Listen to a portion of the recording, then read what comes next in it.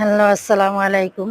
Cooking ব্লগে আজকে ঈদুল আজহা উপলক্ষে কুরবানি দিয়েছি আমরা। এই সবে দেখতেছেন আমাদের বাড়িতে গরু কাটা হয়েছে। গরু কাটার পাশাপাশি আমরা কিছু লোক দিয়ে এই যে গরুর বুড়িটা পুকুরে ধুয়ে নিতেছি। কারণ গরু কাটার মাংসটা সবাই বসে একসাথে কেটে ফেলে, তা ঝামেলা কমই হয়। বটটাই সবচেয়ে বড় ঝামেলা।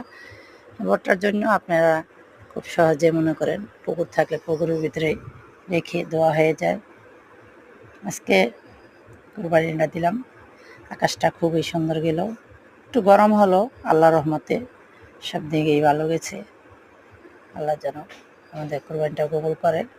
সবাই ভালো থাকবেন। আল্লাহ হাফেজ।